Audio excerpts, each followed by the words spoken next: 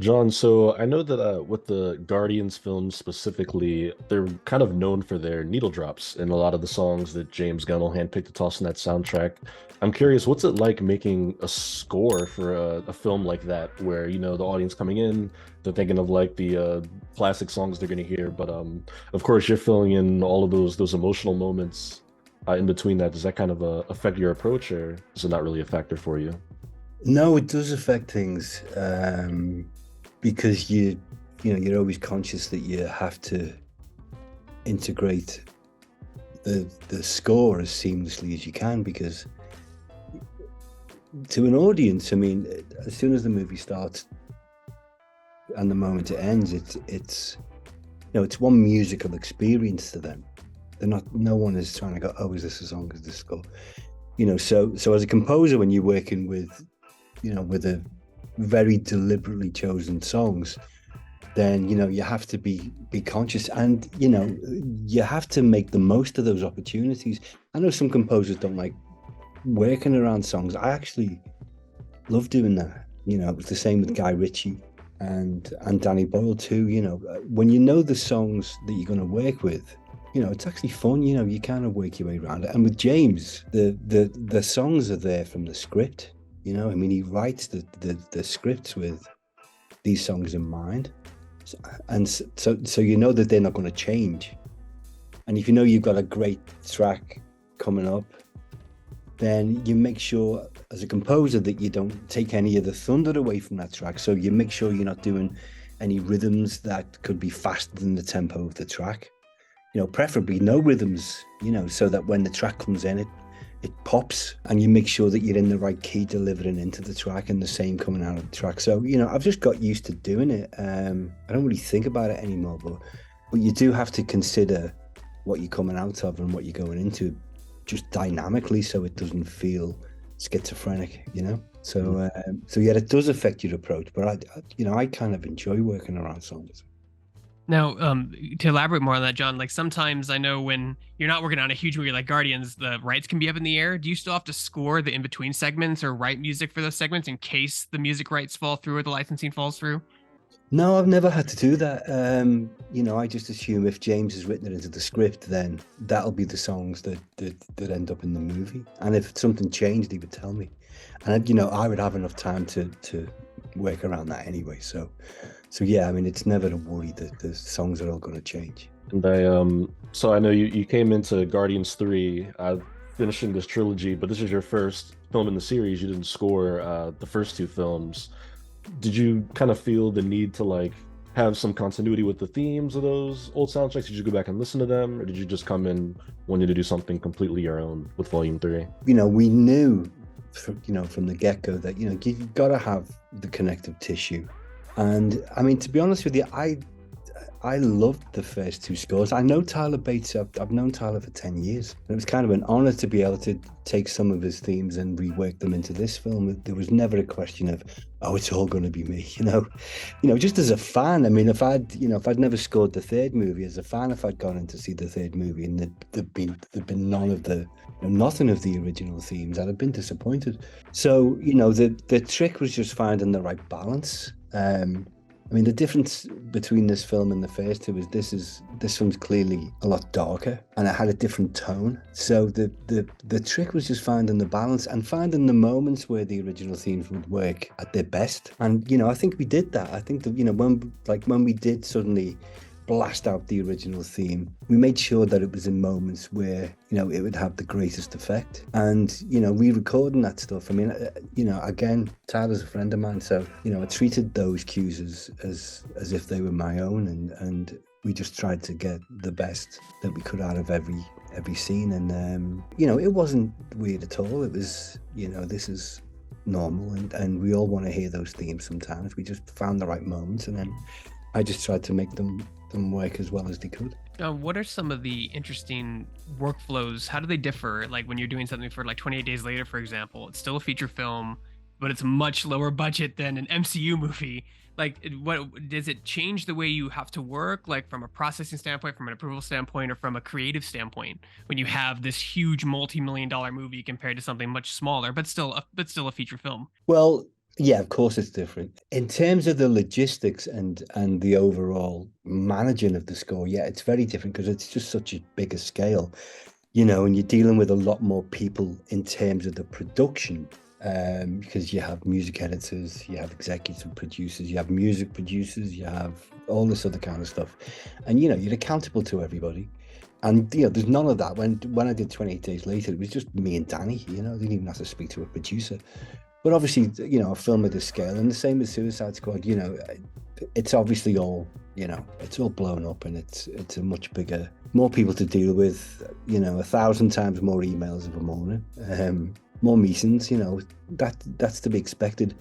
But the beauty with working with James is when it comes to the creative side of things, it's just like working on an indie movie because it's just me and him. And we're very at ease with each other to be able to say what we think. And in that creative process, it's easy to forget that you're working on, one of the biggest movies of the year. So that side of it, thankfully, just felt the same for me, where you can ring each other up or text each other stupid ideas. And, because James is a rebel, I mean, in a way, he's an indie, he's an indie filmmaker, managed to pull off doing his own unique style in a huge and, hugely commercial way. And there's not a lot of directors that can do that. So, but, his heart is still as as an indie film director. So, most of the time the creative process was actually just the same as if I was working with Guy Ritchie or Danny Boyle or whatever. So thankfully that stayed the same.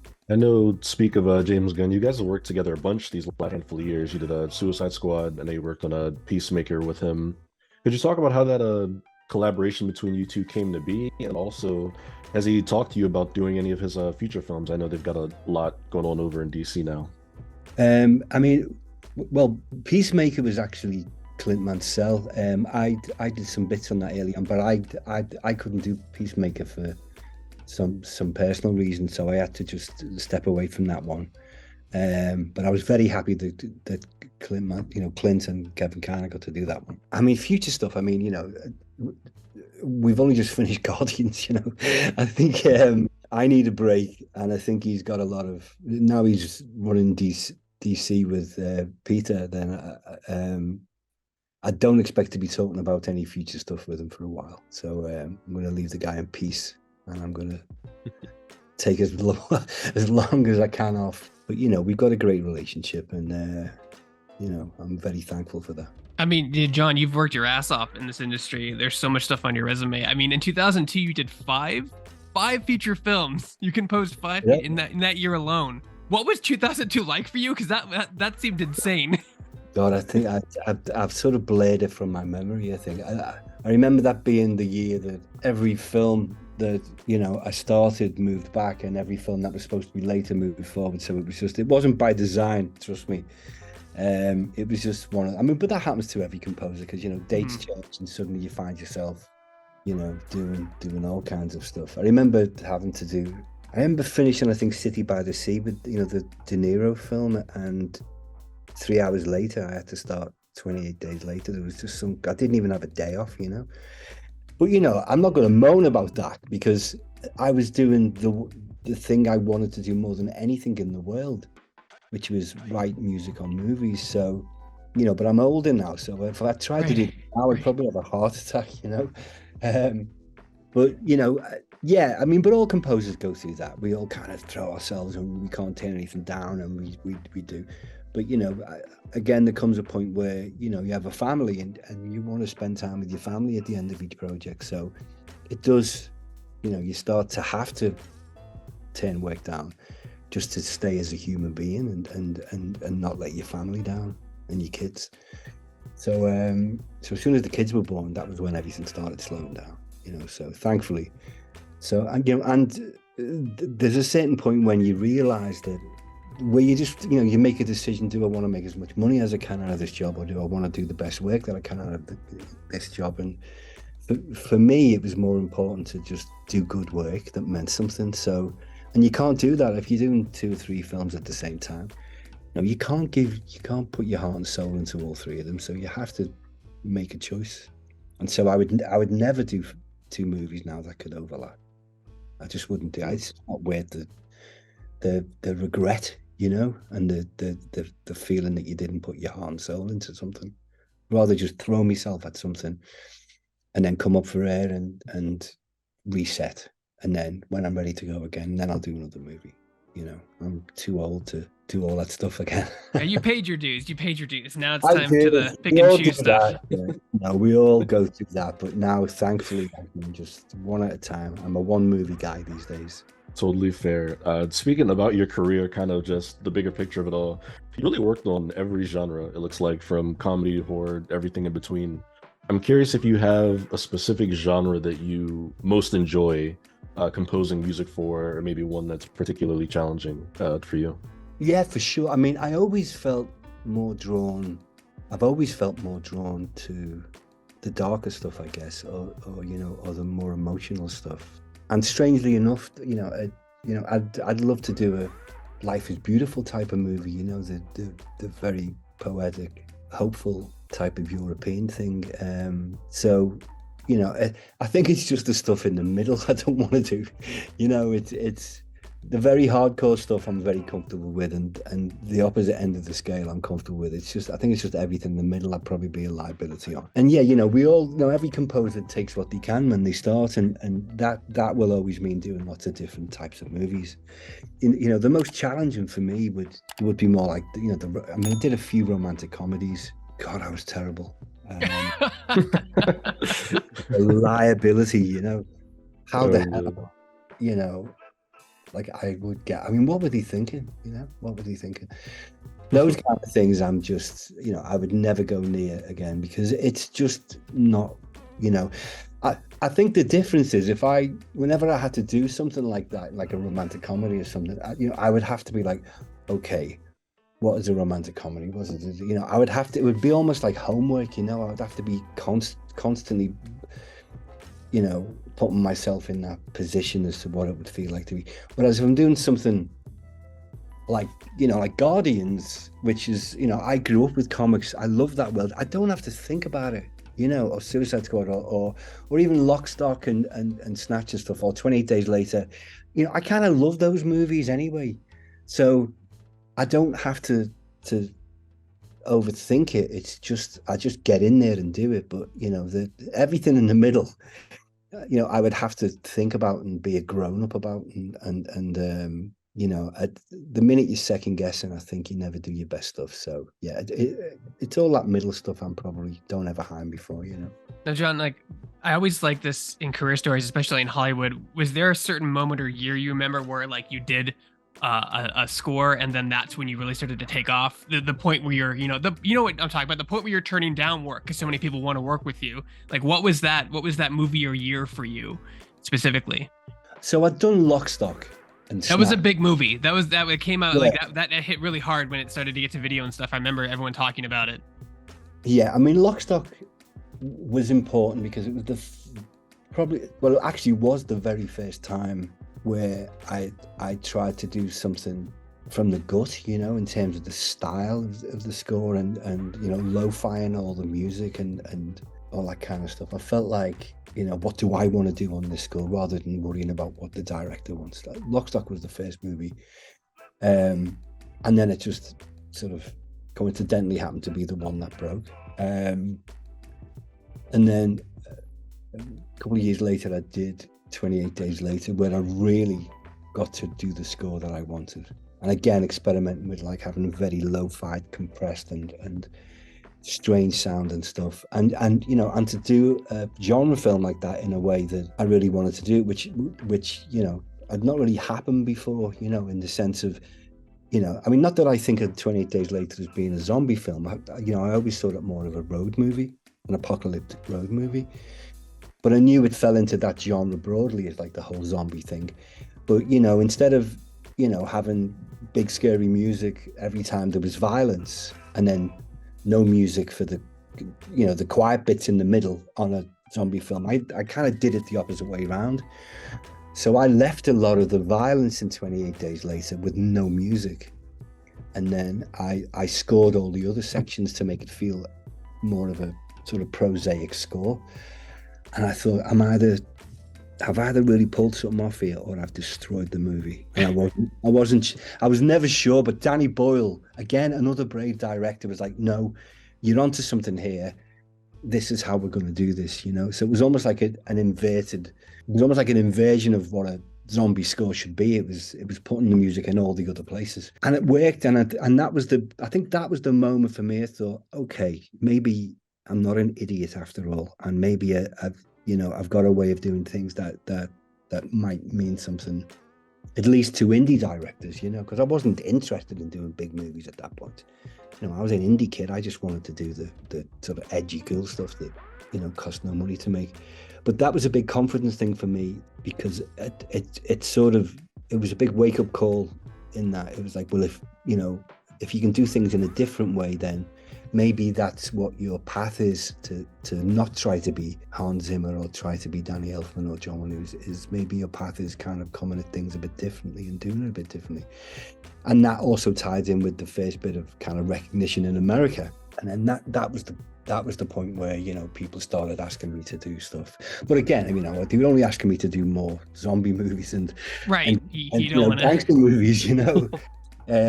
But because I had a good relationship with Danny, we did the next film together, which was Sunshine. And again, I tried the same trick of like, you know, how do I score this without it sounding like every other space movie? And